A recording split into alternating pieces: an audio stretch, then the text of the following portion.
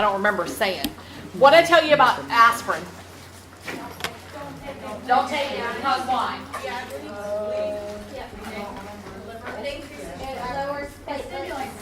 No, it has nothing to do with platelets with your thyroid.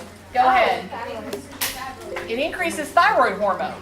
So a person who takes aspirin for a headache and aspirin for aches and pains and stuff, and they're taking a larger dose of aspirin than the 81 milligrams, it increases thyroid hormone production. If I'm giving one of these two drugs, what am I trying to do? Decrease. I'm trying to decrease it. So why would I want to take aspirin? Another drug that you have to be aware of if your patient's taking one of these is warfarin. If they're taking warfarin, they work synergistically and it increases the patient's risk of bleeding. So does that mean if my patient's taking warfarin, because remember I told you warfarin's cheap, so lots of people like to take warfarin instead of Eliquis and Zavesa because it's cheap. I need this medicine too. Do I have to give up one of them? Mm-hmm. I do? I can't take both of them? You can't. You just got to monitor labs. I got to monitor my labs. So I'm monitoring my PT-INR and I'm monitoring my thyroid hormone to make sure that I'm getting the levels that I need for both drugs. So follow-up is important. Who can take, which one can the pregnant patient take? The PTU. PTU. What am I going to caution her about? Liver problems. Liver problems, jaundice, changes in your bowel movement to their light and clay colored, changes in your urine till it's dark and concentrated looking. Let me make sure we got all these. Okay, we got all of them. The next drug we're going to talk about is a new drug for level 3, and it is our radioactive and non-radioactive iodine. So you know that we talked early on that you have to have iodine in order for the thyroid to make thyroid hormone. So it kind of sounds dumb that I can treat hyperthyroidism with regular non-radioactive iodine. But what it is, it's a stable medical grade iodine, and it temporarily causes the thyroid not to make thyroid hormone. Because what it does, it decreases the size of the actual thyroid gland. So if I have my goiter, Both of them or just one? just we're only talking about non-radioactive. Okay? So it decreases the size of my thyroid and it decreases the vascularity of my thyroid. So if I am decreasing the blood supply, is that going to decrease the amount of hormone I produce? Mm-hmm. It is. It can also be used in a radioactive emergency. Heaven forbid we ever have one in the United States. But if somebody dropped radioactive materials in the United States, like in Biloxi or China, they would give us large doses of the non-radioactive iodine because what it does, it blocks the iodine, the radioactive iodine can't get to the thyroid then. So they use it in an emergency like that. Let's hope we never have one. What do you think you need to know to give this drug? Okay, if they're allergic to iodine, that's a great thing to know.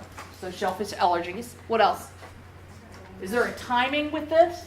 Same time every day or same time? Okay, this is only used in the short term, and it is given 1 hour after PTU or methimazole. That's when it's most effective because it decreases that vascularity and blocks the production of the hormone. It can cause a rash. It can cause the patient to have a sore throat. It's potassium iodide. The name of this, let me tell you the name of it, because when you're looking in your book, it's going to say non-radioactive iodine, but it's Lugol solution. That's the name of the actual medication. Lugols. But it causes a metallic taste in your patient's mouth. So when your patient's taking this medication and they say, oh, I taste metal all the time, that's just a side effect of the drug. It doesn't mean they can't take the medication anymore. It's one of the things that, it's not an adverse reaction. It's just a side effect of the drug. The other thing is, who has given potassium chloride in the liquid form at the hospital? What did you do with it when you gave it, Christine? Did you just hand it to them? No, You shook it really, really hard. Oh, I thought you meant like an IV. mixed it with Oh, no. Oral. 10 to 20 milliliters. Yeah, you're gonna mix it with some juice because A, it burns like fire when it's going down. Okay? The other reason is the non-radioactive iodine is real, it looks like iodine. Like when you open the iodine swab sticks, what do you think that's gonna do to your client's teeth? Yeah, they're not gonna look too pretty when they smile with their brown teeth. So, how am I gonna prevent that from happening? Straw. Take it with a straw. I'm going to dilute it because it burns like fire, and I'm going to give it to them with a straw and tell them to try to get it to the back of their mouth so it's not staining their teeth. Radioactive iodine, a little bit different. Radioactive iodine is used to treat thyroid cancer, and it can treat hyperthyroidism, but it is radioactive. What's it going to do to my thyroid gland? Shrink it. Yeah, it's going to kill my thyroid gland. So who do you think can't take that? Hypo. Anyone? Well, hypo, that makes total sense because they don't have enough already. Think about our patient that has hyperthyroidism. We talked about having to switch medications. The pregnant person, because if this radioactive iodine goes to their thyroid, because that's what's sensitive to it, it goes to the baby's thyroid too and can kill the baby's thyroid also. So somebody who is pregnant cannot take radioactive iodine. The other thing is we talked about, well, we didn't talk about it yet, but over here, you don't have it up there. Radiation, head and neck radiation can kill the parathyroids. Can radioactive iodine kill your parathyroid glands? Yeah. Say what, Ashley? But it would kind of make sense. I mean, if it could shrink the thyroid. Which gland is sensitive to the iodine? Is the parathyroid sensitive to the iodine? No. What triggers it to start working? Calcium. So I can kill my parathyroid or my thyroid gland, but not my parathyroid with radioactive iodine. If I'm doing head and neck radiation, where they shoot the radioactive beam, then I'm going to kill both glands. Does that make sense? And the only reason I'm clarifying is that because somebody will text me about it. Happens every semester. So, this is called I-131. They used to give it to the patients in the hospital. They now do it outpatient. So your patient's going to go home. There's some certain things that you have to teach your patient about radioactive material. It's liquid. They drink it. Okay? I know you've already had oncology. I know you've talked about radiation in there. What do you think you need to teach your patient to keep the rest of their family safe? What kind of things? Stay away from your Bathroom. Okay, stay away from your, yeah, you know. toilet seat. Okay, private bath. Let's go with private bath first. If I can have a private bathroom for that patient who's excreting this radioactive iodine in their urine, that's what I want to do.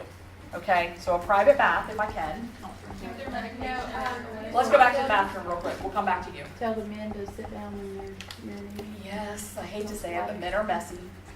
Men need to sit down when they urinate because when I come in behind them to clean the bathroom, I don't need to have the radioactive splash on the toilet seat or the back of the toilet. So men need to sit down.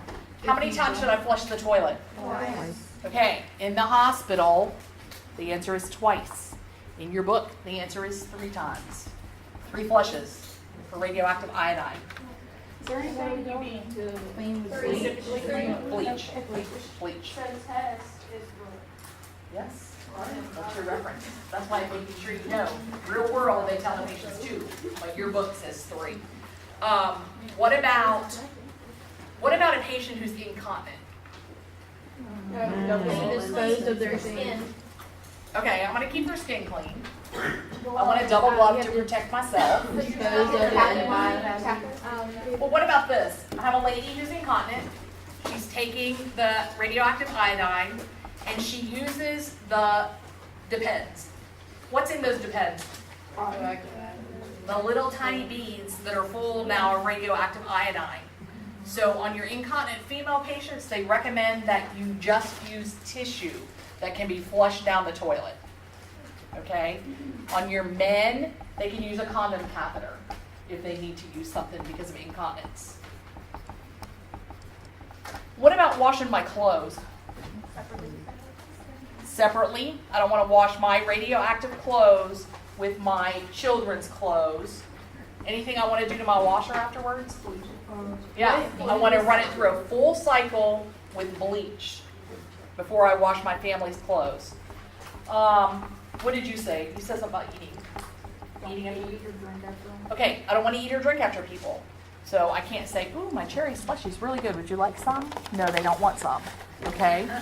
The other thing about that is, think about this. If I'm eating an apple, so I'm eating my apple, and I have my apple core, what's all over my apple core? Radioactive iodine. Radioactive iodine in my saliva. So the recommendation is to make sure that you're not eating foods that you actually bite off of and have anything left over. So like chicken legs or chicken wings, apples, things like that. Cut it up and eat it without biting into it, so you're not throwing away radioactive waste. Let me make sure we got everything. There is a chart in your book. Do you want me to tell you where it is? It's 63-4 that gives you a whole bunch of different things that you need to know. On day number 3 of this treatment with radioactive iodine, though, your patient's going to complain of a sore throat and then their neck hurts, things like that. That is normal. It happens on day 3, and it will get better on day 4, but it's normal for day 3.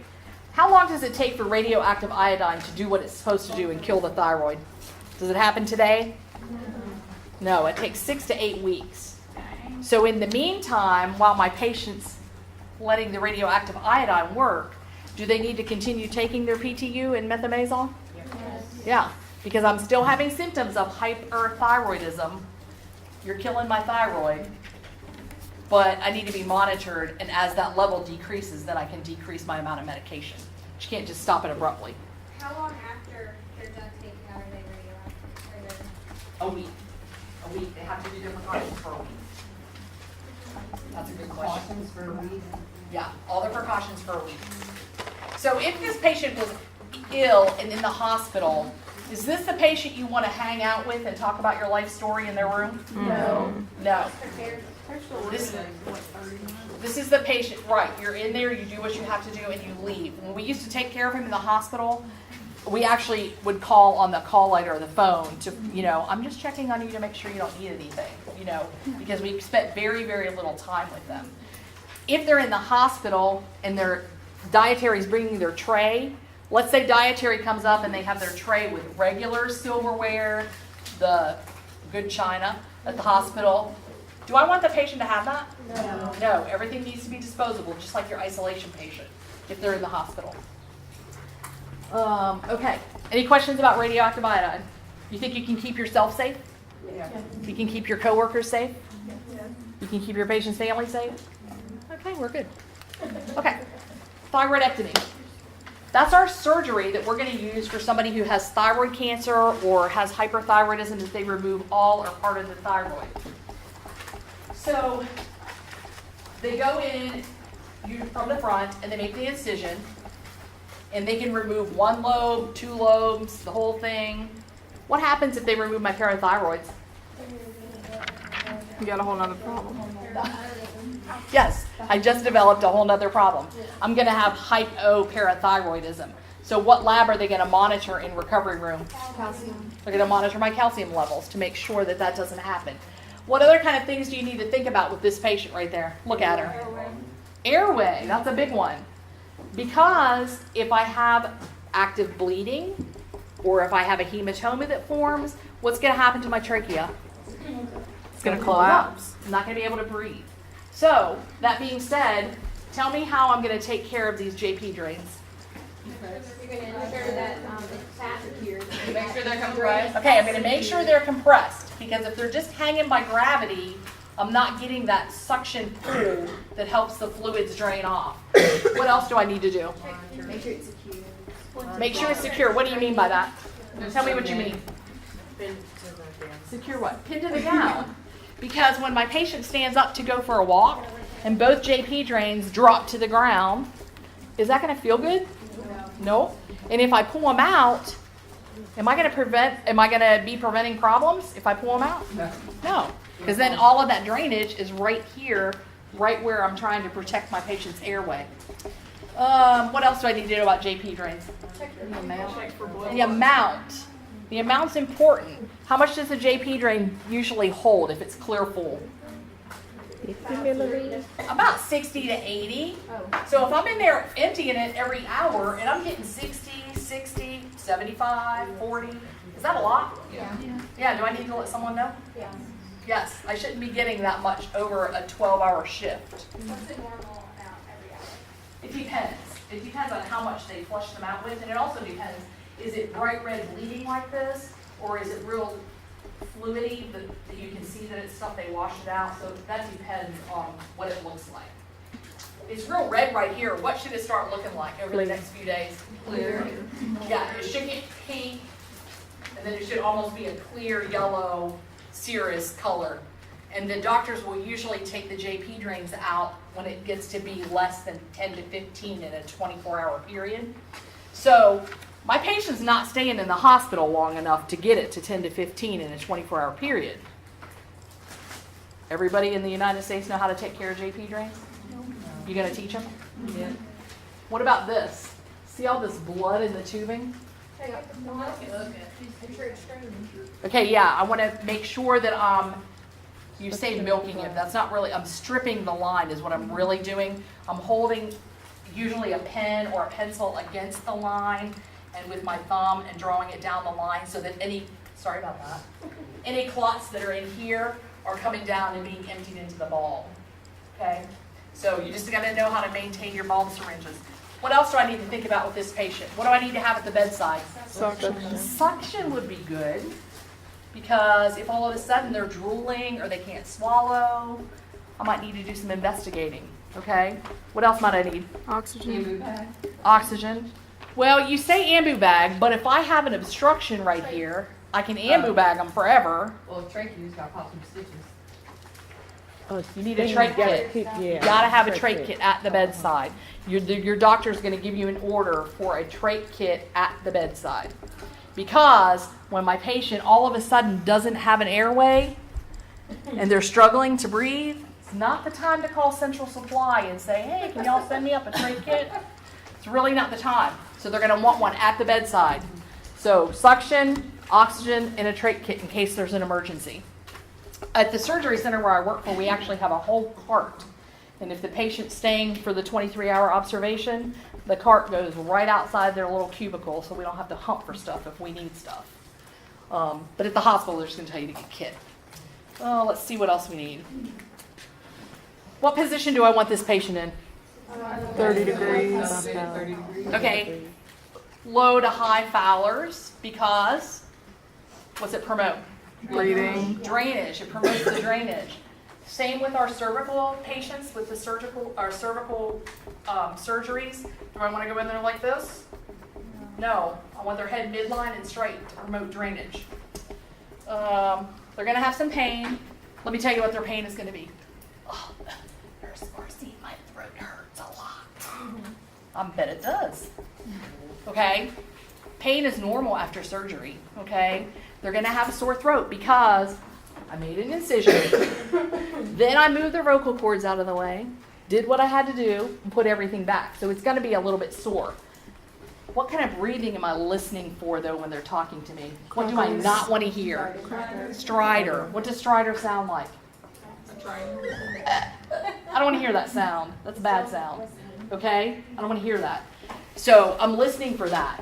I'm listening for lung sounds too, but that's a very obvious sign when you're standing in their room that there's an airway problem if you hear the stridor. Okay, she's our typical surgery patient, so I want to prevent blood clots. You all know about that. I also want to prevent atelectasis. Do I want her turn, coughing, and deep breathing? No. What do I want to eliminate? The I cough. want to eliminate the cough part of that. They can do the incentive spirometer, but I want to eliminate that forceful cough because I don't want to undo any anastomosis that she has, in her neck. We talked about calcium levels. Oh, and you're going to love this. This surgery can harm one of your cranial nerves. I know you love those. You know which one? 10, your vagus nerve, with swallowing and hoarseness in your voice. So you're going to be monitoring for that. She going to need anything once her floating thyroid hormones are gone? She going to need anything? Huh? Yeah, she's gonna need hormones. She's going to need hormone replacement therapy. So we're going to not start it usually the day they have the surgery because we've got a lot of excess hormone floating around. But as we're monitoring labs, she's probably going to have to be on some form of levothyroxine once she's recuperated from her surgery. Okay? We're going to talk all about levothyroxine too in a minute. Huh? They can. They can. Because if I remove your entire thyroid, you're not producing thyroid hormone. If I just remove one lobe, you can still make some on your own. Thyroid storm is covered in level 4. So this is what I want you to think about when you're just in level 3, just quick. If I don't take care of my patient who has hyperthyroidism, and I don't do anything, what complications did I tell you is going to happen the other day? Stroke. Well, yeah, you jump way to the end. What happens first? Okay, hypertension and tachycardia. Tachycardia to the point that I can have dysrhythmias. And then I can go into AFib. So if I'm not watching this patient and they're having a thyroid storm, they can go into AFib and then have a stroke. Because didn't you learn in your stroke class that that's the leading cause? So I don't really want you to know how to treat this in level 3 because we are going to spend 2 hours learning how to treat it in level 4. Okay? We're going to prevent it in level 3. We're going to prevent it by monitoring our labs, taking our medicine, and doing good patient teaching. Okay? That's what I want you to focus on in here. Okay? So now we're going to talk about the opposite, hypothyroidism. And you guys wrote some stuff over here and you did a pretty good job. You got your labs right.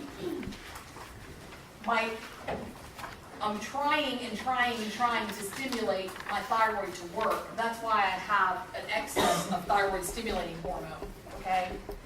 But my thyroid's not cooperating. So that's why my labs are like that. So tell me what my signs and symptoms are. Slow and low. Slow and low, what does that mean? Constipation. Okay, I could be overweight because we're talking about the GI tract. Everything is slowed down. I might be a little bit overweight because I'm not getting rid of those calories. What'd you say? Yeah, but let's finish the GI system. Constipation. Everything's low and slow, so I could have constipation. Okay, what other systems do we talk about? I might have some low blood pressure. Slow heart rate. A slow heart rate. Everything's slow in my cardiac system. Fatigue. Okay, let's talk about mental status. Fatigue, what'd you say? Forgetfulness. A decreased LOC. So all of those things. Now we talked about this person over here, hyperthyroidism, can't sleep. She can't turn it off. What's that? They're always sleeping. You have to wake them up, provide stimuli, get them awake. Okay? What other systems did we talk about? Oh, their skin. What about their skin? Dry. They're not turning over the skin cells like a normal person or like our hyperthyroid. They have dry, brittle hair because the same reason. They're not losing their old hair and replacing it with new hair, so they can have dry, brittle hair. Let's see what else you guys have over here. Okay, you got all those. Let me see what else is on here. What about the libido? Decreased libido. This one also does not have a cycle, but they have the decreased libido. Do you think this patient has depression? Yes, our hypothyroidism patient often has depression to go along with it. Okay, let's talk about mixed edema. Who remembers what that is? What does it say? It should be fake. Okay, it's the facial swelling. It's not just edema, though, like my patient's fluid overloaded. It's edema that is mucus and water together. And you see that. I don't think I have the picture up there. Hold on. No, I don't have it up there. Remember the old lady we had on the other slides, which are in your modules? that has the big puffy bags under her eyes that don't look like your normal bags under your eyes. She looks But miserable. she looks miserable. They get it around their eyes. They get it around their oral cavity, so their tongue is real thick and swollen. Their speech can be a little bit slurred because of that. That presents a problem when it invades the soft tissues of the body, as in the lungs and the brain. Okay? That's our complication we'll talk about. Let's see. Does this person have a goiter? Hypothyroidism? No bulging eyes, no goiter. Okay, they could have a goiter, but they don't routinely. They could. If the thyroid's really trying to make a lot of hormone and it's not working, it can enlarge the thyroid, but not normally. Our causes. Oh, hold on.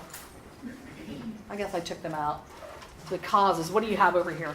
Hashimoto's. Is that the most common one? Yes. You have correction of hyperthyroidism, meaning radioactive iodine, the surgery that removed my entire thyroid, an overdose of KU or methimazole can cause those problems. And then pituitary tumors. Why would that have anything to do with my thyroid?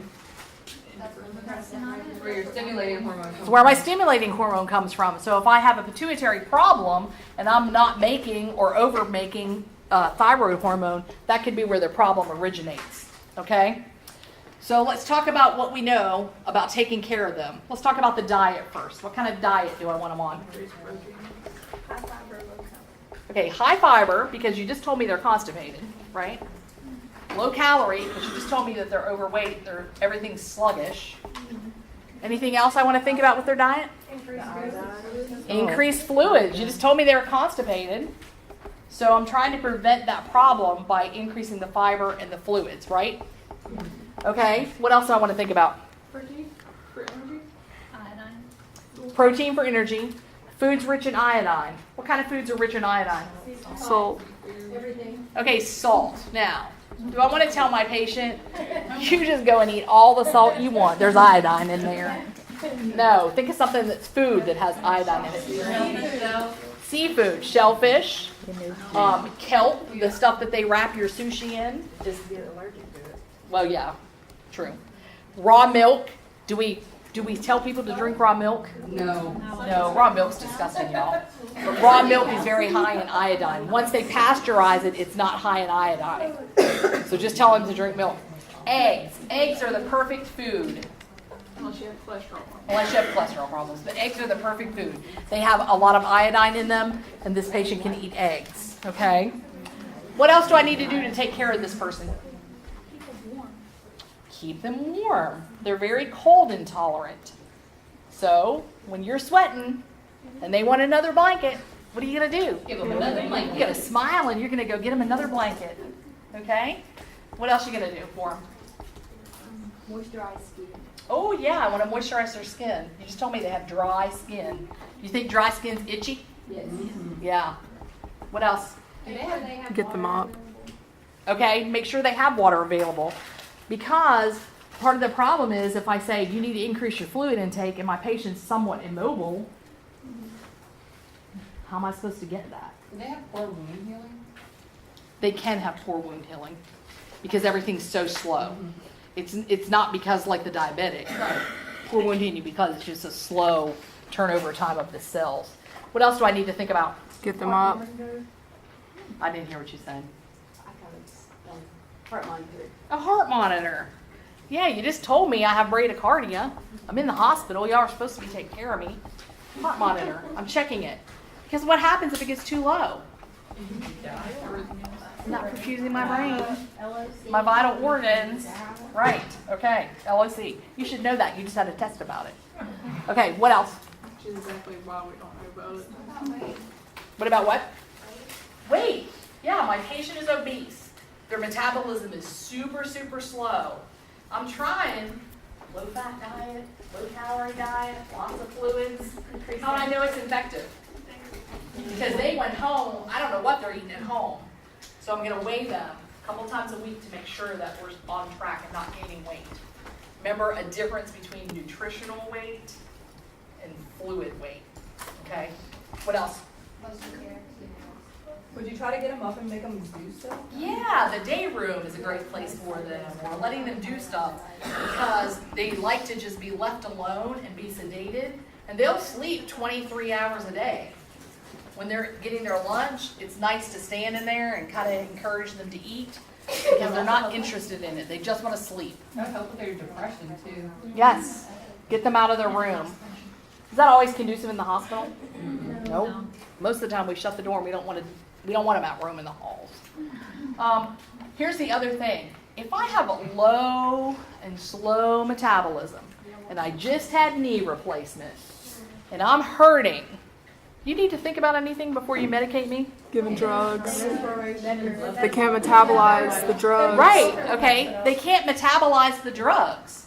So you already just told me I'm low and slow on everything. I'm not metabolizing this great morphine you just gave me. And what is happening to my respirations?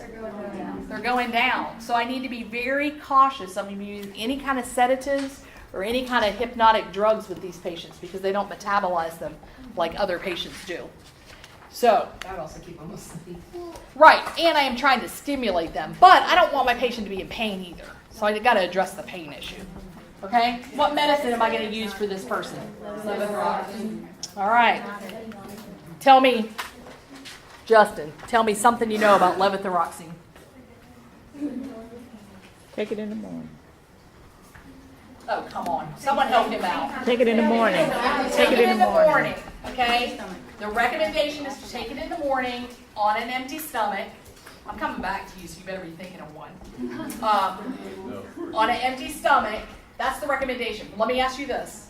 If my patient works night shift, and they're morning, sometimes at 4 in the afternoon, sometimes at 5 in the morning, what's most important about the medicine? Empty stomach. Consistency. So I need to teach my patient about consistency, because the doctor can alter the prescription amount based on my lab work if I'm consistently taking it. But if I'm taking it on Tuesday at 6 o'clock in the morning, because that's when I wake up, but then on Friday, Saturday, Sunday when I work, I'm taking it at 6 o'clock in the evening, are my lab levels going to be stable? No. So consistency is important. What else do I need to know about levothyroxine? They start on low dose. Okay, she said stay on the same brand. We talked about that in level 2. That's a great recommendation. It's in your drug book. Depends on what the pharmacy gets in, okay? So you can try to get your patients to do that, but cost is always an issue. What did you say about low dose? Someone over here. Started on low dose. Hey, I'm going to start on a low dose. Why? Because you might not need a big dose. Well, I don't have any thyroid hormone. Well, if you overcorrect your body hyperthyroid. Okay, that's true. But what could happen before that? You can overcorrect it. You can like shoot it up. Okay, say that again. You can overcorrect it. It'll shoot up if you give them too much. Okay, my thyroid hormone will shoot up, but what is my most concerning organ that's going to, Your heart. The heart. So all of a sudden, I have bradycardia, I have no thyroid hormone, and now you gave me this huge dose to get me started, and now my heart rate is 180. Is that good? No. No. So we're going to start with the lowest dose. We're going to monitor labs, and we're going to get to the dose we need.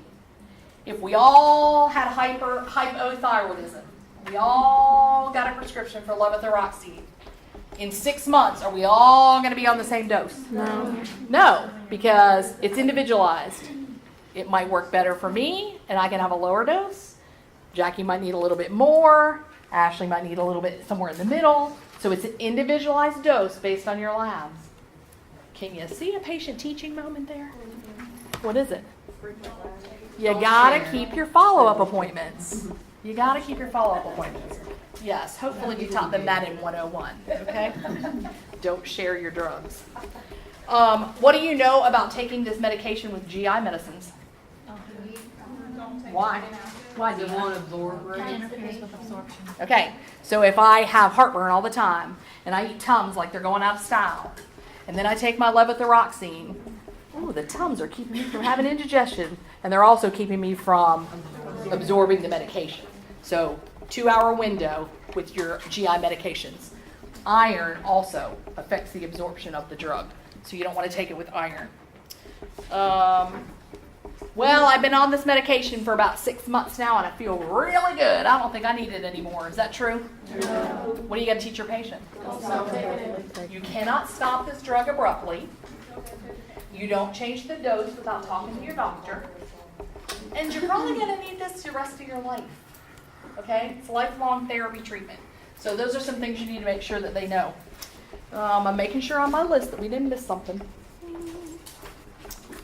Lowest dose. Oh, with the lowest dose thing, I've been on it for 3 weeks now. And all of a sudden, I start having chest pain.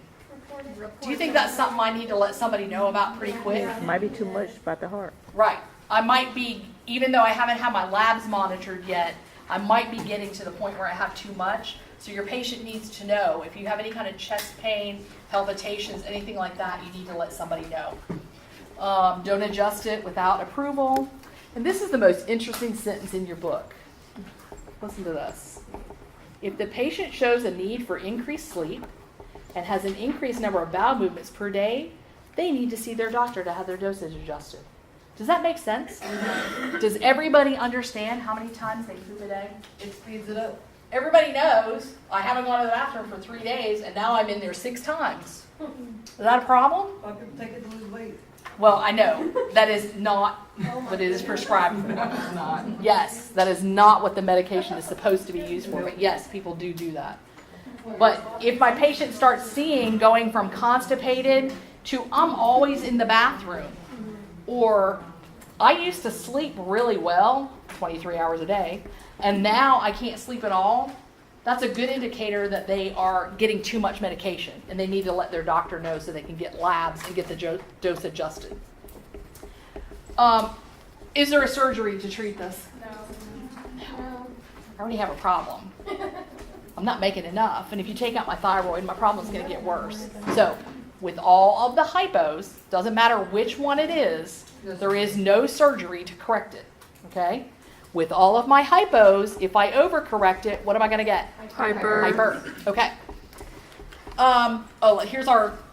This is our complication that we're going to study about in level 4. What I want you to know in here, how do I keep them safe? How do I prevent this complication from happening? Because in level 4, we're going to see what we're going to do about it, okay? So the mixed edema is the edema that we talked about that's in their around their eyes and their mouth. Well, when it gets bad because they're undertreated or not diagnosed with hypothyroidism, all of this mucousy swelling can go into their lungs and surround their brain tissue. Can you see how that could be a problem? Mm-hmm. So what kind of things do you think might happen with my patient?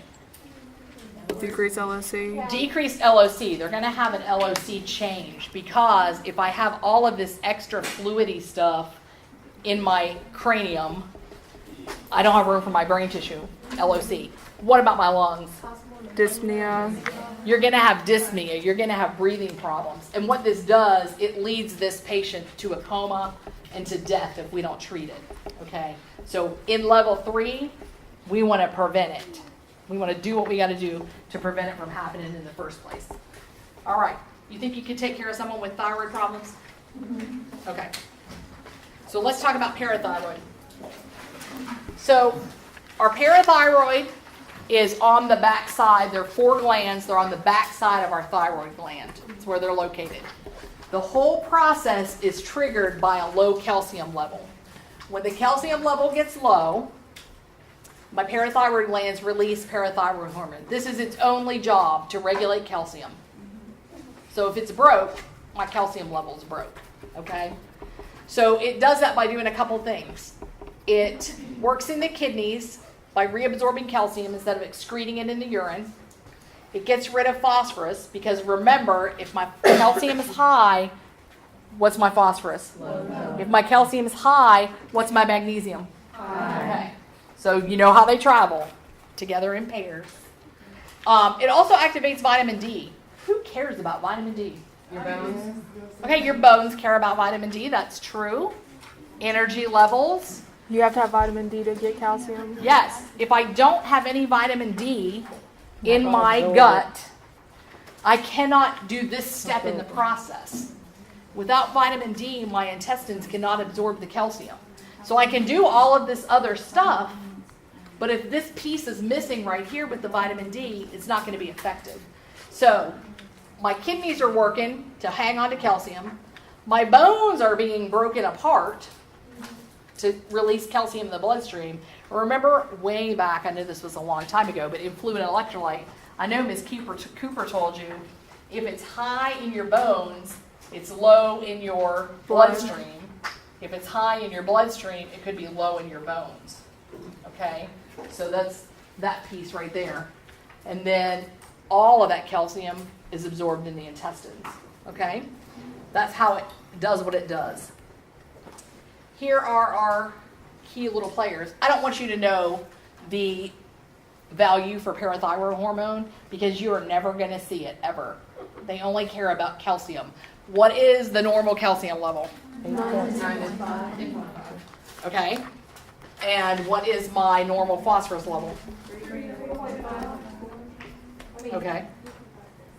I'm not going to ask you a tricky question like within 0.1 of something. Okay. Because different references are off by a little bit. It's just like if Deanna goes to Singing River and Allie goes to Merritt and Michelle goes to Memorial, their labs are all going to be just a tiny little bit different. What's Okay.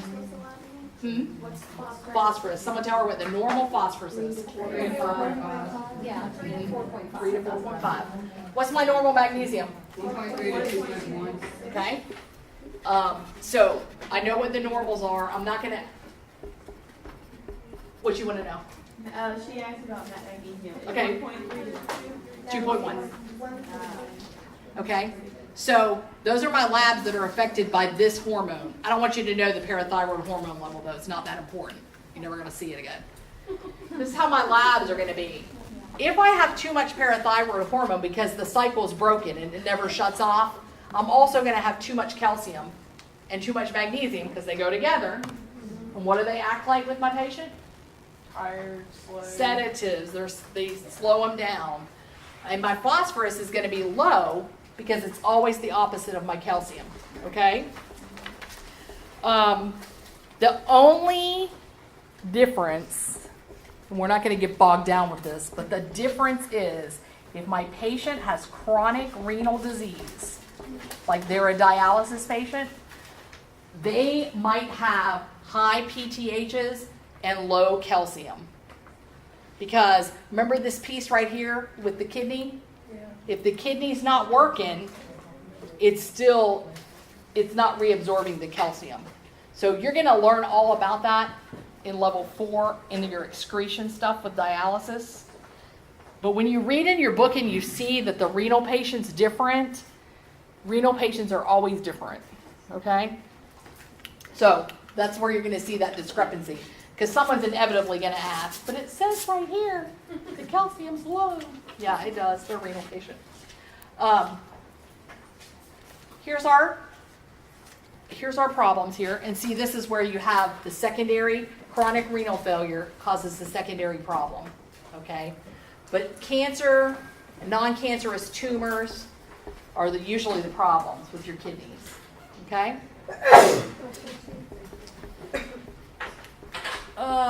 What do I need to think about? What's happening with my bones? They're getting broken down. Brittle. They're breaking down, so my bones are brittle. So what kind of things do I need to think about with my patient? Fractures. Fractures, so I want to protect them from falls, injuries, accidents, things like that. What else? They're also not going to heal the bones properly, right? If they get a fracture. If they get a fracture, it's going to be slower healing time because they don't have the calcium to knit the bones back together. What if I go in the room and I see my tech pulling my patient up by their arms, like, underneath their armpits? What do I want to do? Tell them Make not sure to. you tell them not to, stop them, don't hurt my patient. What about a draw sheet? I need to be careful how I move this patient. When I'm transferring my fragile little woman from the bed to the wheelchair, I need to use a gait belt because if they're unsteady and they fall and fracture something, it's going to take them a lot longer to heal. What else do you think I need to think about with their kidneys? Kidney stones. Kidney stones. My kidneys are working overtime. I'm trying to keep all this calcium. Well, the calcium's got to be somewhere. It's in those blood vessels in my kidneys, and now I have a kidney stone, okay? My patient can be dehydrated because they're trying to get rid of all of this calcium all the time, and they're peeing all the time.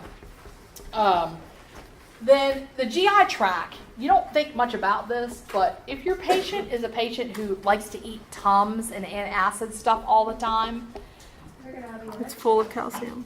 right, but what does that do to your stomach? It can cause like buildup of calcium stones.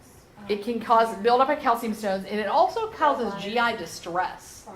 Like they complain of belly pain, and what it has to do with is the gastrin levels in their GI tract are elevated when they use calcium like that all the time, and so they complain of belly pain. What's it doing to my nerves and muscles? Slows them down, so decrease reflexes. Okay, decreased reflexes and deep tendon reflexes. What about my heart? Is that a muscle? So what could happen to my heart? Dysrhythmias, because that's why we have calcium channel blockers. We're trying to prevent the calcium channel blockers, the calcium from entering the vessels in the, in the little synapses in the blood vessels. So you have high heart rate. Or bradycardia. Everything's slowed down. Calcium sedates. So I want to. Yep. So, what's happening with my muscles besides my heart? Cramps. Can get muscle cramps. Is my GI tract a muscle? Yep. What's happening to it? Slowed Slow peristalsis. down. Constipation. Yeah, lots of constipation. What do my bowel sounds sound like if I'm listening? Hypo. Hypo. Okay, you got it. That's why you're in level 3. I'm serious. What'd you say? Trying to make it a 4? Okay. What do you want to do to take care of these people? Increase their fluids. Okay, increase their fluids because of the kidney stones and the constipation. Fiber because of the constipation. Okay, decrease their calcium. How do I want to do that? Dairy. Okay. No green leafy vegetables, no dairy, an awful diet. I mean, it really is an awful diet, I'm just saying. They have a low phosphorus. What kind of foods give me phosphorus? Nuts. Nuts. Chocolates do have phosphorus. I wouldn't recommend a diet of all chocolate though. I mean, it sounds good, but. Okay, think about this. If my food is high in phosphorus, it's all my brown foods. Brown rice, brown breads, cereal with whole wheat, things like that. If my foods are low in phosphorus, it's all my white things like white rice, white breads, pasta, things like that. Okay, so just keep your phosphoruses that way. Huh? Oh yeah. Could you encourage But he's not a level 1. Nursing students are terrible at diet questions. They always are. Nurses are terrible at diet questions. What was your question? Okay. What about encourage them to ambulate? You told me that they're a risk for fractures and a risk for injury. Wouldn't that make the bones stronger though? Like if you put Okay. calcium back into the bones by implementing? Okay, low impact exercise. I do want them to do that. So I do want them to walk. Swimming is non-weight bearing, so it's not as beneficial. But walking is very beneficial. What if my patient is chair bound? Rocking chair. Rocking chair. What if my patient's in a wheelchair? Do you ever see those people scooting around in the wheelchairs? They can push up. Move yourself. Yeah, move yourself. You got wheels, move yourself. So yes, light weight-bearing exercise I do want them to do that. What about kidney stones? You need Fluids. Fluids. What do I need to teach my patient about preventing them? Keep going to pee. Right, drink lots of fluids, empty your bladder, things like that. Does everybody know what kidney stone symptoms are like? Like you just say, now you need to watch for kidney stones. Yes, you need to tell them. If you develop some flank pain, severe pain, blood in your urine, things like that, you need to report them back to the doctor. Trust me, if they have a kidney stone, you ain't gonna have to tell them to go to the doctor. They hurt. Had 1 or 2 or 3. Here's our new medicines. Calcimimics, which is calcinicet, and then calcitonin. So the calcium mimics are the ones that I want to talk about. And this is how they work. They mimic the calcium and they attach themselves to the receptor sites. So if my receptor sites are all full, what is it telling my, well, they're down here, my parathyroid glands? To get rid of the excess. Right. I have enough calcium, get rid of the rest of it. So it's not really calcium, and it doesn't actually decrease the calcium level, but it blocks the receptor sites and it signals the parathyroids to say, hey, you're good, stop. Okay, so that's the medication that we're using to treat it. Here's some things you need to know about the medication. You have to give it with meals because it works better if it's absorbed with food. So you don't want to give it on an empty stomach. And because it causes GI upset if you do. Patients who already have kidney failure, not acute renal failure, but chronic renal failure, can't take this drug. So nobody who has chronic renal failure or dialysis. You also can't give this drug to a patient whose calcium level is over 8.4. So it works, but it's not going to work on somebody whose calcium level is crazy low. 8.4. I'm sorry. It's a less than sign. Nobody who's less than 8.4. So once, yeah, sorry. No, it's less than. You don't want to give it to a client whose calcium is less than 8.4. Because if I'm blocking the receptor sites and it's already low and I'm telling it to stop, it's just going to get lower and I'm going to have more symptoms than I had before. Calcitonin. What is calcitonin? It helps prevent osteoporosis. It's like your drugs like Fosamax and things like that. So what do I need to assess with my patients? Shellfish allergies. You cannot take this drug, calcitonin, if you're allergic to shellfish. It is injectable. Common side effects when you get the drug the first time are the flushed face and a little bit of a heart racing, and it goes away. And it's not an adverse reaction. It's an actual side effect. Like 99% of your patients are going to all of a sudden be flushed and get that racing heart rate. And it goes away after the first dose, but it's just a shock to their system. They do need to seek medical attention if they have hives, an itchy rash, any kind of airway problems. If they notice all of a sudden that they have muscle cramps and numbness and tingling. Because if I have numbness and tingling, what is that a sign of? Paresthesia. Oh, like toxicity? on This, your mouth? yeah. Oh, that's swelling. Like your tongue. Okay, Anaphylaxis. can have anaphylaxis, but I'm using this drug to lower my calcium level. And now I have hypocalcemia because I have the numbness and tingling. So they need to let somebody know so they can get some labs checked.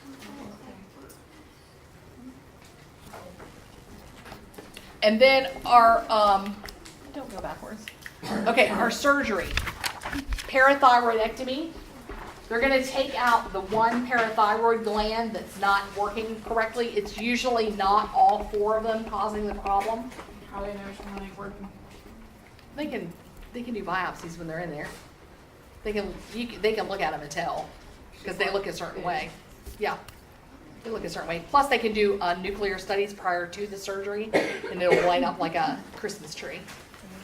It will. So they know which one. They usually only take one out. What if they were all accidentally removed with the thyroid, but on inspection they were still good? Too late? Yeah. Is it too late? They already removed it? It's out. The thyroid's out. You accidentally took my parathyroids, but hey, they look good. Yeah, they can put them in your arm. They can embed them in your forearm. And they will revascularize and still produce PTH. They don't have to be actually located up here on your thyroid. They just happen to be there. They just happen to be there, right? So why can't you Cause a do like problem. a transplant? Like from donors and stuff like that? I would think the risk of doing a transplant from a live donor would be more than just taking calcium for the rest of your life or taking the medicines. You know? I just feel like if you just put But I would donate one for you if you needed one. shot me right in the heart. Yeah, I don't see. I'd never heard of them doing that, but I don't see why you couldn't do that I don't if see you why had a you match. could if you're just Yeah, putting it in the arm. because you can put it in their forearm and it'll revascularize and do what it's supposed to do. You're going to monitor calcium levels on this patient. Usually this is done with just like small little incisions, so you don't have the trauma like you do with a thyroidectomy. They can do it both ways depending on what's going on, but normally it's done like this. So calcium is the biggest thing, and they usually monitor the calcium level as soon as the surgery's done to get a baseline, and then 8 hours later. And if it's stable, they usually let them go home from the surgeries, like the outpatient surgery center. If it's not, then they get transferred to the hospital overnight, because you got to watch it, just in case. You got to teach them the signs and symptoms of hypocalcemia, which we're going to talk about. If my patient calls on the call light and says, "Nurse Marcy, I don't know what's wrong. I'm waking up, but my fingers are tingly and my lips are tingly," what do I need to be thinking about? Hypocalcemia. So we drew lines. It's a little bit low. What's the doctor going to tell me to do? Give him some Tums. Just set it right there on the bedside. Eat it like popcorn while you're watching your TV. You know, that's what they do. You just eat Tums until it comes back up. It's crazy. Tums are so good. Eating chalk. It is like eating chalk. You're right. You're right. Okay. Here's our crisis right here. A hypercalcemic crisis is when a client has so much calcium that they can't get rid of it all, and it's not shutting off. The only way to fix this problem is to do dialysis. So they'll put in a temporary dialysis shunt. They'll bolus them with tons of IV fluids and pull the calcium off that way. Usually this happens with a patient who is a kidney patient because they can't excrete the calcium to get rid of it. So normally that's who the patient is. Sometimes it's caused by a malignancy, okay? But dialysis and lots and lots and lots of fluids is the treatment for it, okay? And we're never going to talk about, well, I can't say that. When we talk about thyroid storm, we have to talk about this, but this is it for hyperparathyroidism, okay? So our lows, we know they're the exact opposite, okay? Our parathyroid is low. It's never, even though our calcium level's low, it's never triggering the parathyroids to kick out parathyroid hormone, so it's not going up. That's where our cycle is broken. So what happens if I have too much calcium? Heart dysrhythmias. I can have heart dysrhythmias. But you would be sedation, like sedated. You have the positive, like too much. Too much. Oh, I'm sorry. Too little. Oh, you have Too the low. positive Chavox. And What is that? Tell me what that is. What is Chavostics? You tabulate weight. Chavostics is the chink. Okay, I'm tapping on the facial muscle, and they have an involuntary twitch that they can't control. Okay. Which one is the blood pressure one? Trousseau. Or what, the T one. The T one. Trousseau's. So I put the blood pressure cuff on, and you know, even on a normal person, you know, you can see them just a little bit, but this person can't help it at all, and their hand will be curled up like that because the calcium's so low, and the muscles get so irritated when you put any pressure on them.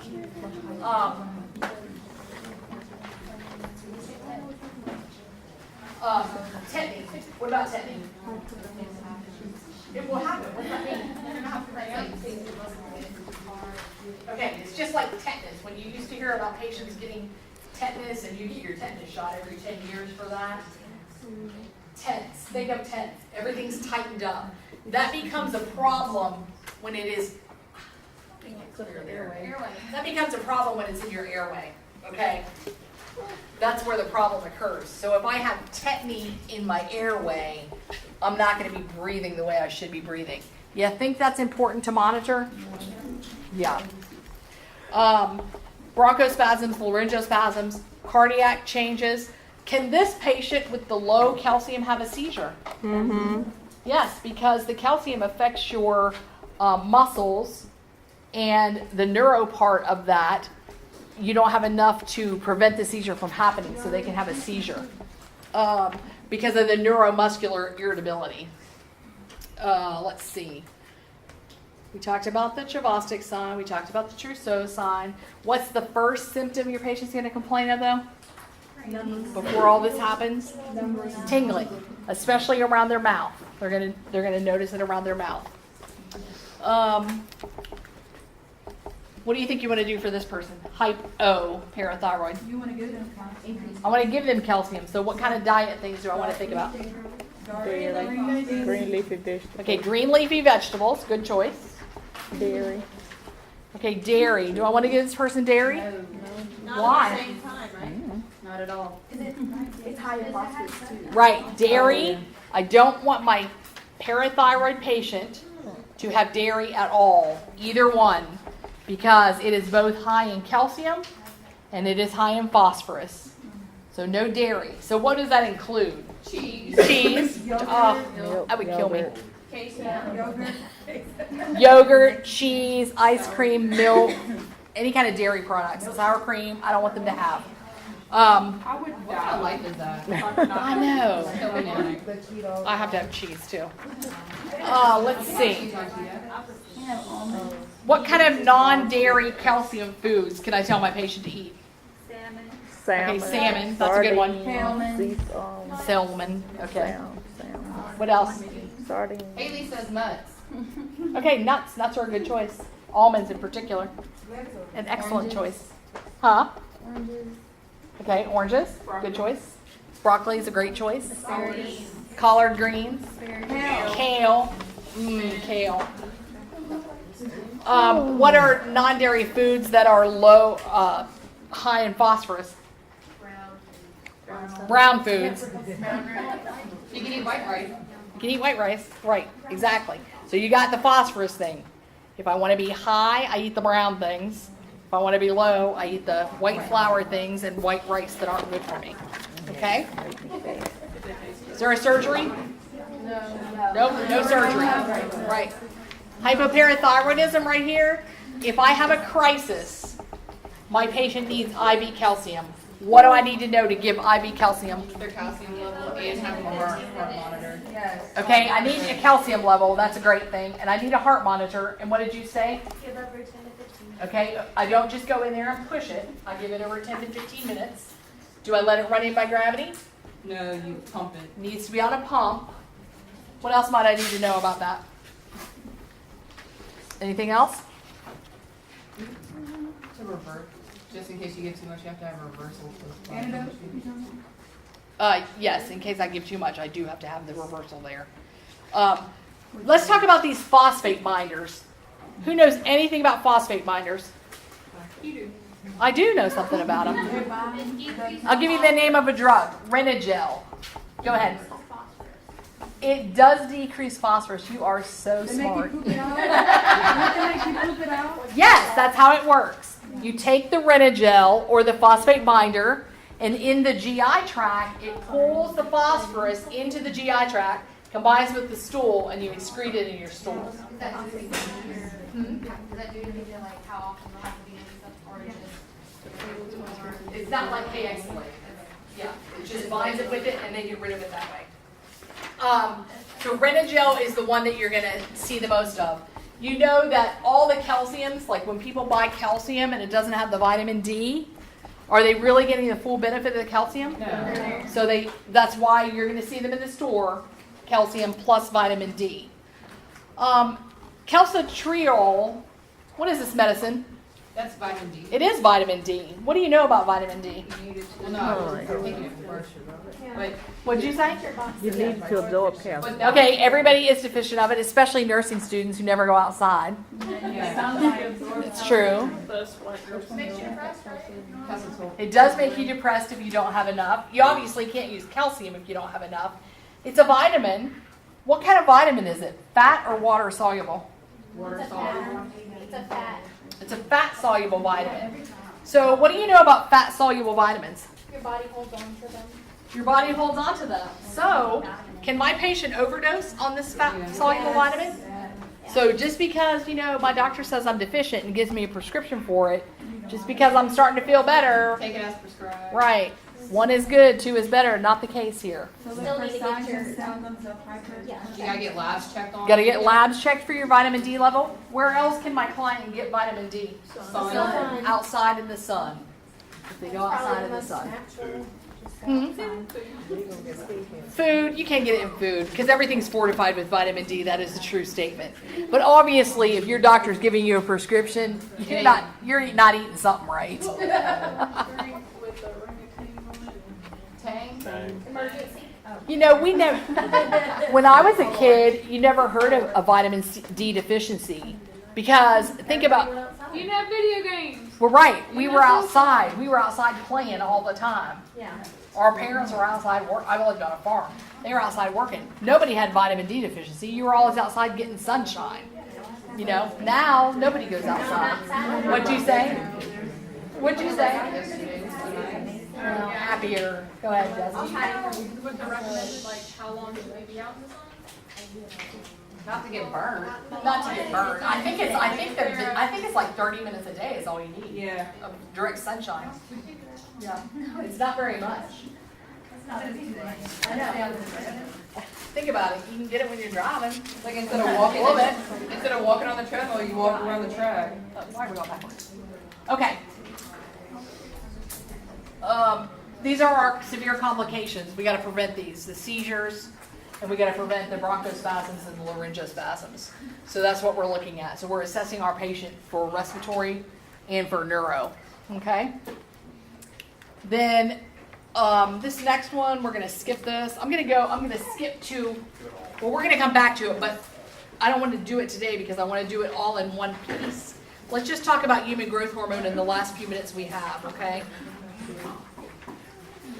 Excessive human growth hormone is one of the new things that's on your syllabus. Not going to even lie to y'all. I've never even seen a patient with this, okay? It's on your syllabus, so we're going to talk about it. Huh? No, because it's only in level 3, and we're going to talk about it for 2 minutes, okay? All right, so start now. I am starting right now. This is an excessive amount of human growth hormone, okay? Now, kids have human growth hormone, and that's okay. That's how they get to be bigger. This problem occurs once my patient is full grown, the growth plates are closed, and then they have an overproduction of growth hormone. It results in acromegalia. Now, you know who he is, Andre the right? Giant. Right, he had it. He's the best example I could think of that you would recognize. And you can see how he has the real broad face. You can see the coarse face features. There's a picture in your book, I think, of a woman like before and after. So this, huh?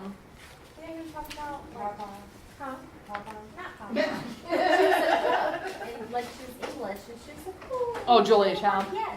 She had it? I don't know. I'll have to research that. I don't know. Anyway, this has an insidious onset. So the picture of the woman in your book didn't happen like today and then next week. It happens over a long period of time. But the problem is the damage to the vital organs is not reversible. So once your hands and feet start to enlarge because you can't get longer bones, so they just start getting thicker and bigger, it doesn't go back. When your pancreas is shot, you have hyperglycemia because your insulin resistance is down and you're not producing as much insulin anymore. Joint pain. Do you think that makes sense? Because all of a sudden, I'm full grown and now I have all this growth hormone and my joints are trying to grow. I only have so much space, and as they get bigger, they're pushing on, if it's my knee, my tibia is pushing on my femur, so I can have joint pain and bone pain. Sleep apnea. Yeah, I think that he might have sleep apnea. Yeah. With his big barrel chest and I'm sure that his nasal passages were all hypertrophied and closed up. And you can see his lips are bigger. So do you think that happens the whole way through? So sleep apnea is an issue. This enlarged heart, liver, and lungs leads to organ failure. And that's how they die from this. So there are medicines. I don't want you to know about them because I've never even heard of them. And I'm just telling you, your NCLEX is based on what the brand new nurse, less than 12 months experience, is seeing. Okay? You're not going to see that. So there's probably going to be one test question. Guess though, what he 'cause it's died on your of? syllabus. What he died Heart of. failure. Yeah, imagine that. He was So 7'4". really, truly, everything y'all need to know about this is on these 2 slides, okay? It's an excessive amount of growth hormone. Here's our signs and symptoms. I mean, you don't need to know anything about it. There's medicines in your book. Don't worry You're not about it. gonna do that to us, right? No. Because I've never even heard of them before. Not one patient in 23 years. So the chance of you as a brand new nurse, 12 months out of school, you're not going to hear about them either. Okay. You can look it up in your drug book if you have a patient who has the medicine. All right. So when we come back on Wednesday, we'll finish up antidiuretic hormone, cortisol, and we'll talk about diabetes. Don't forget about your ATI quizzes. It'll help you be ready. When do you want that done by? Just before the test or? Just before the test, but it'll help you if you have it done before you come to class when you're studying. Okay.